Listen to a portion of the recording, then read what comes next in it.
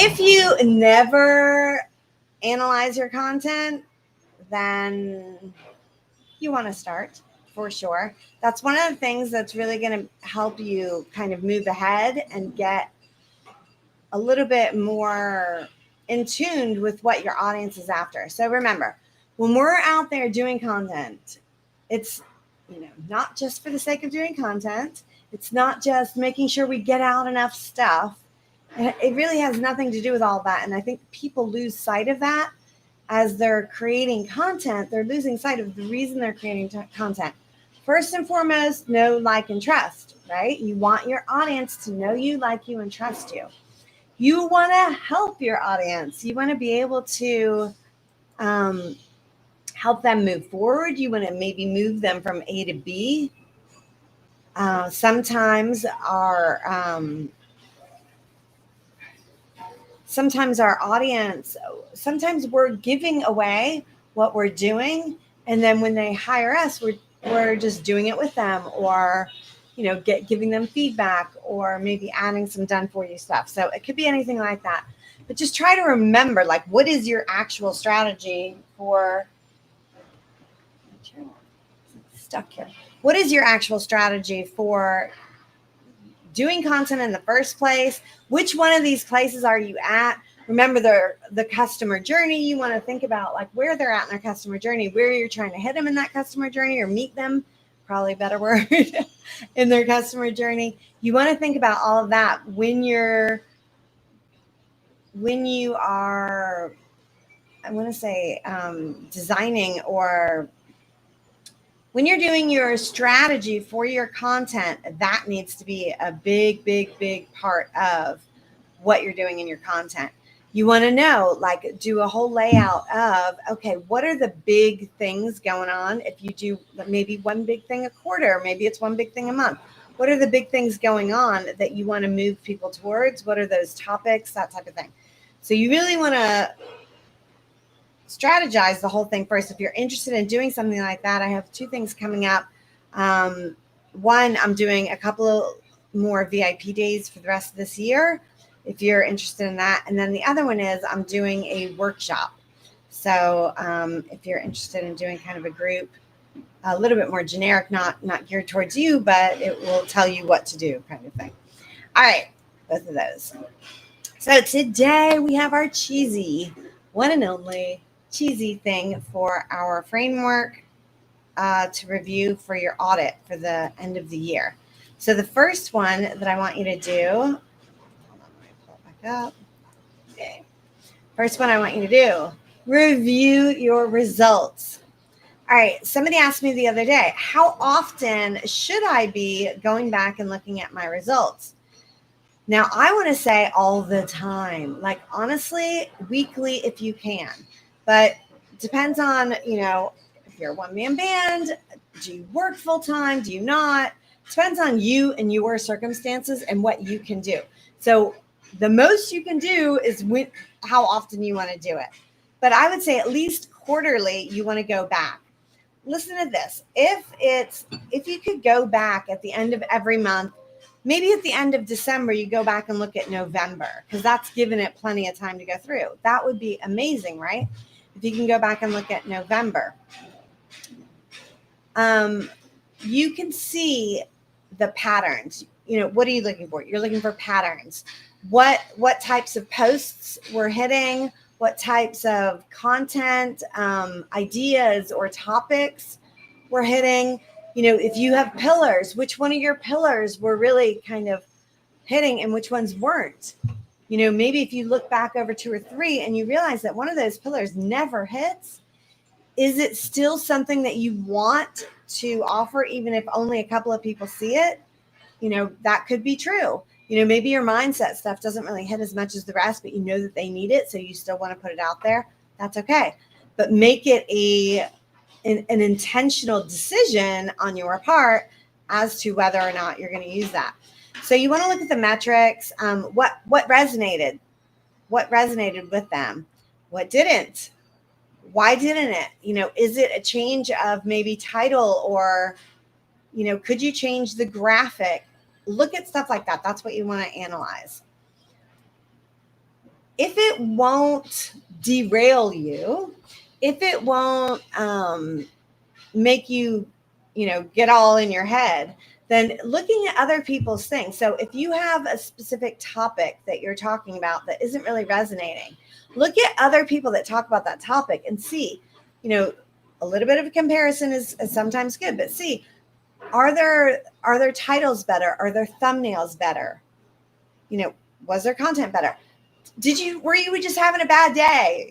Like maybe you were just having a bad day and you weren't on your game that day. It happens to the best of us, right? So trying to figure out like what it is that is making it not hit or whatever it is. So what did they engage with the most?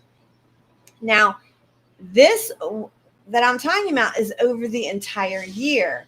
So if you haven't done this yet, it might take you a while the first time you do it. You want to figure out like what worked over the whole year. If you've been doing it monthly or weekly or quarterly or all of the above, then you can just go in there and look at this really quickly. Okay, let me analyze.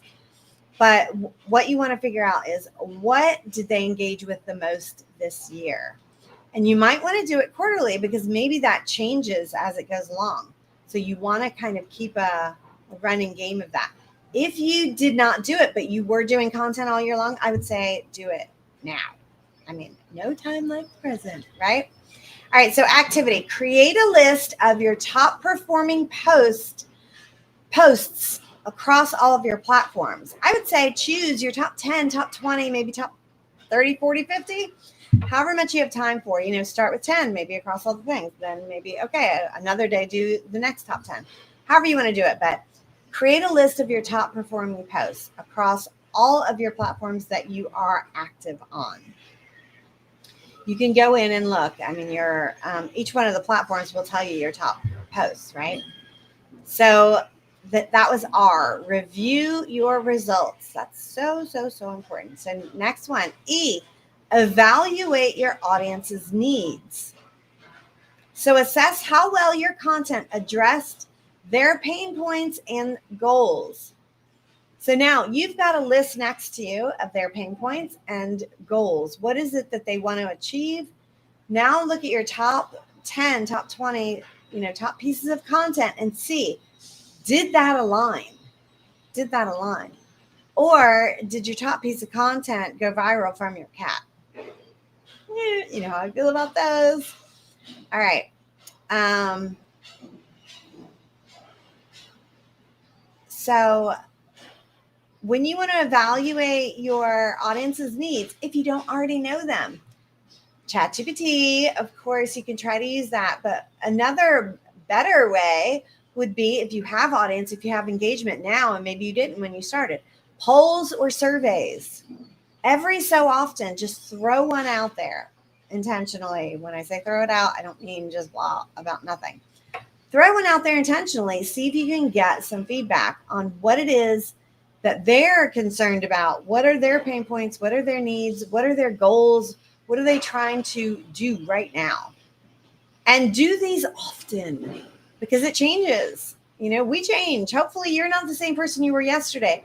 Maybe it doesn't feel like it, but if you look back over 6 months ago and see what you've accomplished, I guarantee you're not the same person, right? So activity, draft a list of content gaps based on common questions or missed opportunities. So where do you see, when you compared the two, where you know that they need some help, where you know that they want to go, and your content, where did it not really meet them there? Where can you add to it? All right. So compare those two. Draft a list of any of those gaps.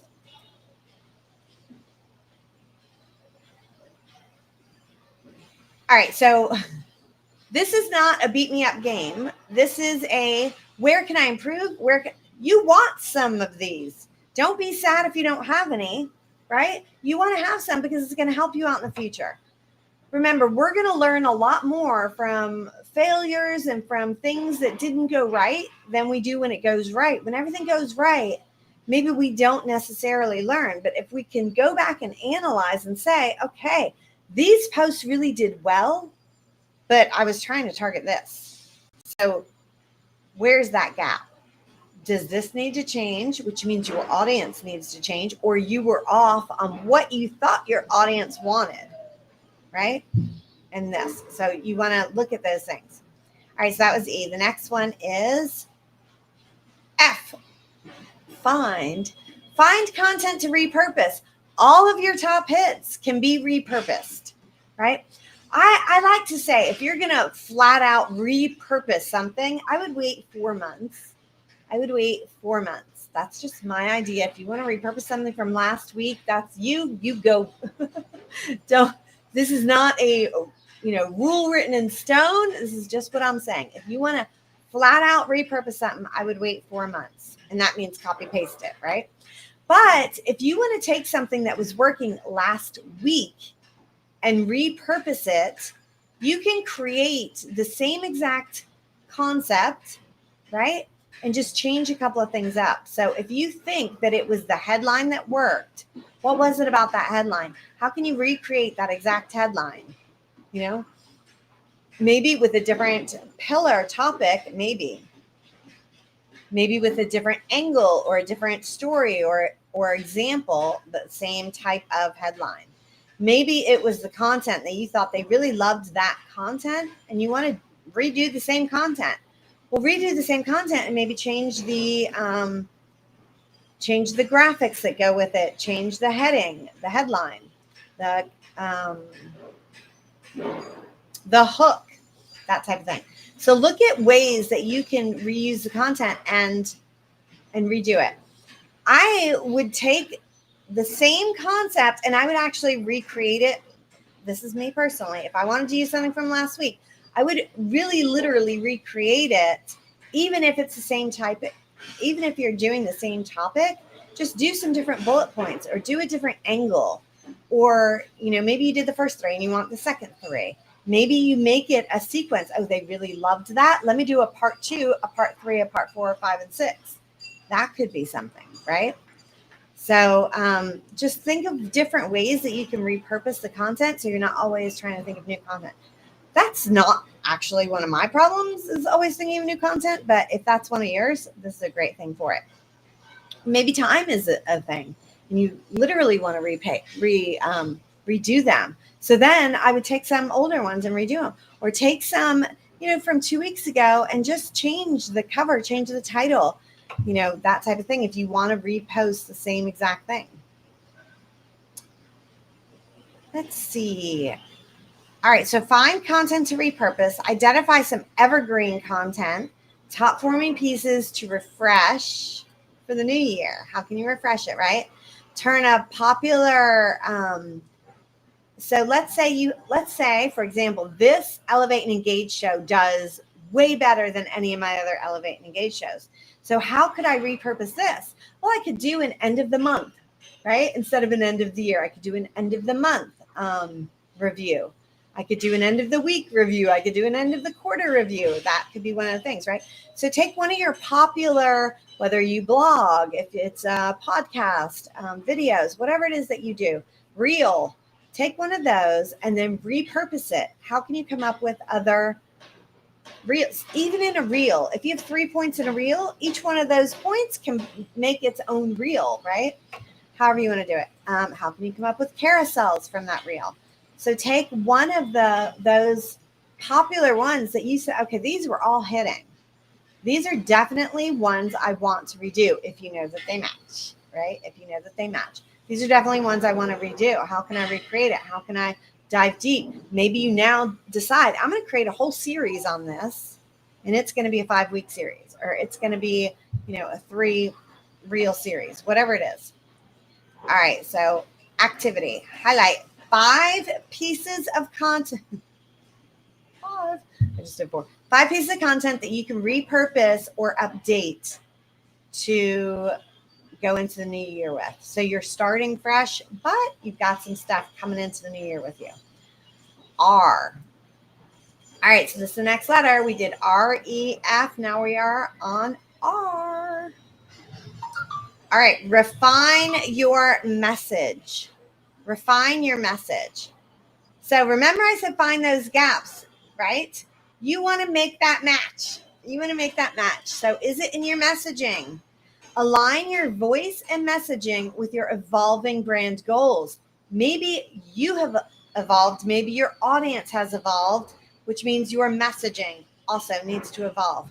So figure out what your messaging was. Is it where you want it to be? How can you bring it into the new year?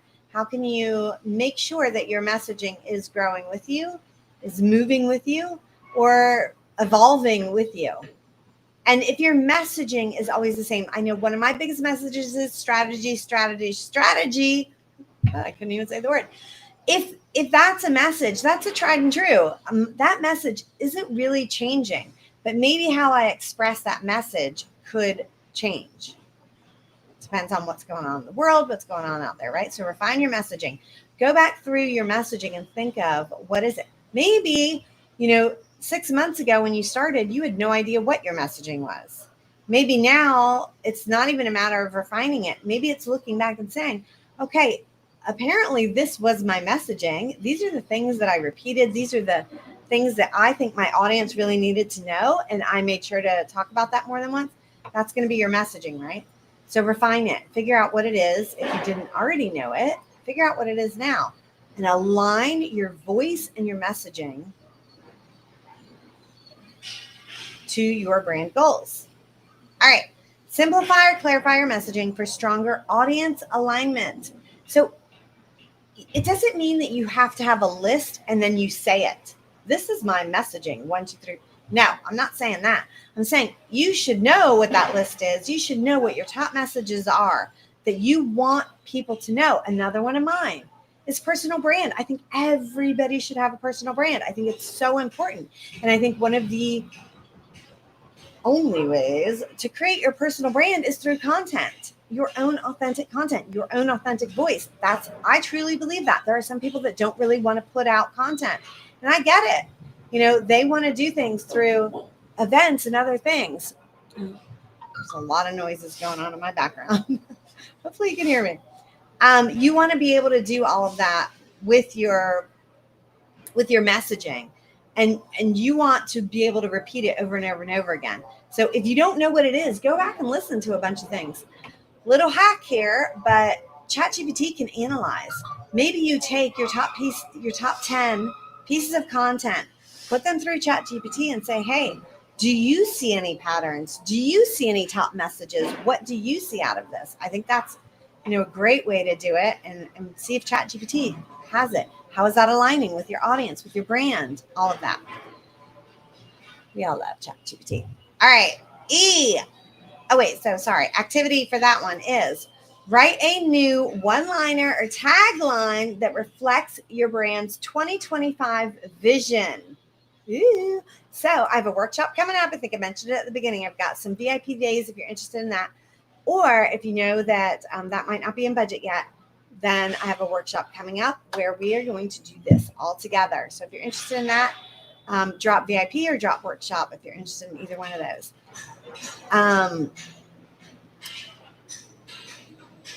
So where was I? You're going to write a one-liner or a tagline that's going to reflect your brand's 2025 vision.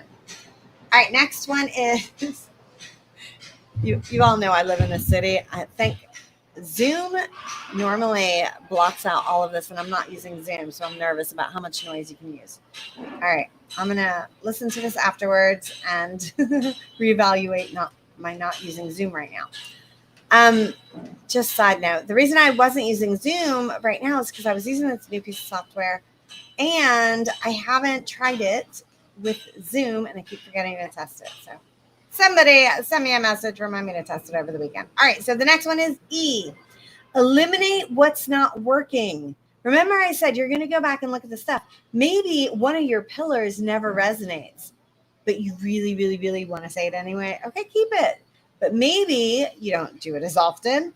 Maybe you eliminate it. Maybe you have realized that that's just not really part of what you need to talk about anymore. Eliminate it. Maybe nobody is gravitating toward a certain type of content that you're doing. Let go. If it's a type of content, if it's a platform, maybe you're trying to be everywhere, but one of the platforms, just nothing is hitting. Drop it. Drop it. Drop it. Maybe it's a strategy. Maybe you were trying a new strategy and it just wasn't working out for you. With that said, I want you to be honest with yourself when you're doing this evaluation. Did you really give it a shot? A month is not a shot, just so you know. Sporadic 6 months, like sometimes yes, sometimes no, is not a shot. You have to be doing something consistently for, I would say, 90 days minimum. Really 6 months would be a better real shot at something. So I would give yourself 90 days minimum to say, is this really working or not? And start to spin. If you are doing content and you have an active, engaged audience, then you can look at stuff a lot faster. 9 to 14 days. If that piece of content didn't work, you know not to recreate that, right? You know to look at it and see what was going on, what wasn't going on. So keep that in mind where you're at and who you're listening to. Sometimes people tell you to evaluate things, that quick. But for somebody who hasn't been consistent long enough, you may not have the audience to even know whether that's working yet or not. So try it all out as you're building your audience, if that's where you're at. If you already have the audience, then you want to be doing it a lot faster. That goes back to the how often should I evaluate my stuff too. You can still tell, even if you don't have a great audience, you can probably still tell if you look back what's working and what's not. But check. If you start doing it weekly and you're like, God, this is pointless, start doing it quarterly, start doing it monthly. See which one works for you at this moment. You can always change it after 90 days when you have more traction. All right, so eliminate what is not working. What's draining resources? Number one resource is what? Drop it below. What is your number one resource? Time. Your time is your number one resource. So if it's draining that or your money or anything else without delivering results, you want to start figuring out if that needs to be eliminated. Again, be honest with yourself. Make sure you've given yourself and the activity, the strategy, the whatever it is, time. But eliminate. You don't want to waste time. All right, so activity, create a stop doing list for 2025. So a stop doing list. What would that consist of? Maybe it's why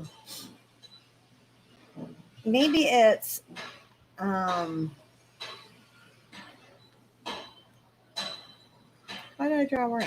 Maybe it's stop doing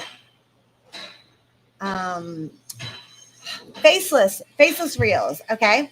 So I don't know if you follow Brock, but I love him and I follow him. And he is saying that faceless reels are going out. I kind of believe that too. I think with the more AI is coming in, the more we're using AI in our content, in everything that we do, the more people want to see you.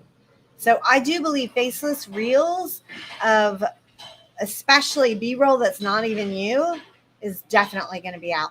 B-roll that is you might still be something you can use, but totally faceless reels, I'm thinking are probably going to be fading out. So maybe that's something you want to stop doing.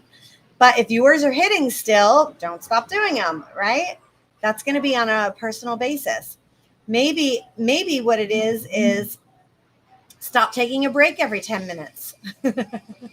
Maybe it's something to do with productivity or time or how you're scheduling your day. Maybe it's stop watching Netflix, at lunch or whatever it is. Maybe it's stop working through lunch and start watching Netflix at lunch. But eliminate what's not working. If you're not where you want to be, something's not working, right? Don't beat yourself up over it. Figure it out. Take it as a lesson. Read my LinkedIn post today. Take it as a lesson. Don't take it as, oh my God, blah, blah, blah, blah. No, I did that to myself one time for a really long time. Don't do that. It's pointless. You'll get nothing out of it. But if you can say, okay, this clearly wasn't working, that wasn't happening. Now I'm going to try this for the next 90 days, and I'm going to really focus on doing this for the next 90 days. Well, if in 90 days later you did that for 90 days and it really worked, well, then that obviously made a big impact on what you're doing. I'm sorry I'm laughing. I have this construction going on, and it's literally like a if you can't hear it. All right, I'm going to go fast. S, set clear goals for 2025. So establish specific objectives for content creation, audience growth, revenue, all of the above. I know that we say you need to be very focused, and you do, but you cannot eliminate revenue if you're working on audience growth. You can still do it, just not in every post, right? You want to do a lot more for audience growth and then add in that revenue one every now and then. Always. You don't, I mean, you never want to go revenue unless you're like in a launch or something. So figure out what your goals are, figure out how much time you want to spend on each, really look at your schedule, really look at what you did last year, what was going really, really good. Let me repeat that. Where was I really messing up? I know for me, it's calendar. I need to master my calendar. That is my biggest focus in 2025. And I know for me, that is the one thing that if I can master my calendar, I am going to skyrocket. So whatever it is, wherever you're at is where you want to look at establishing those clear goals. Like I am really dialed in on all of my strategy, my content, my everything in my head, at least, right? I'm pretty dialed in on all of that. But what I need to do is more of it. And to do that, I need to work on my calendar. Okay. So an example, I just gave you one, but a better example, increase engagement by 20% or launch a new weekly video series. So I do this weekly video series, but I do a terrible job of promoting it. So that could be one of mine. Promote this weekly video series and increase my live participation by 10 people a week, or increase it by an extra person every week. So by the end, I'm at 52 people. How would that be? That'd be pretty cool. Whatever. I might do that one. All right. So activity, write down 3 measurable, remember our SMART goals, 3 measurable content goals for next year. What are your 3 measurable content goals for next year? When you get them, drop them down below. Create a post and mention me. So drop them down below and then create a post and mention me. So write down your 3 measurable content goals for next year. All right, last one. All right, you've guessed it by now, but if you haven't, it is refresh, the refresh framework, right? The last one is H, highlight upcoming opportunities. So highlight upcoming opportunities. Plan for holidays, launches, trending topics in 2025. Okay, you can't really plan for a trending topic, but leave space for trending topics. Yes. But holidays, launches, when are you going to have a launch? When are you going to have a webinar? When are you going to have a challenge? If you're not doing any of those, that's okay. That's okay. Think of how you want to plan your year. You still want to have activities throughout the year. Your weekly show, like I'm doing, plan that out. You know, maybe you're going to have themes, or I use my pillars for my weekly show. So maybe you use your pillars. How are you going to map it out? Whatever it is. Use a content calendar to map out high impact dates. If you are signing up for my program starting at the end of December going into January, I have a wall map that I created, one of those, there's like a technical name for it, but it's basically, it doesn't have dates on it. It's January, February, March. So you can see, it's hard to explain, but anyway, what are those wall maps? Wall map. It's a calendar. There's a type of calendar that it is. Anyway, it's a wall calendar where you can map out all of your launches. It's erasable. It's amazing. I can send that to you if you are in my program next year. So let me know if you're interested in finding out more about that. Love to have you. Just to conclude today, so refresh. I want to make sure that you are going through your content. If you're interested in VIP or if you're interested in the workshop that I have coming up, let me know. Love to have you there. Pick one underperform. If you are like not in a place to do either one of those, I get it. If you want information, the workshop's not that bad. The VIP day obviously is a little bit VIP.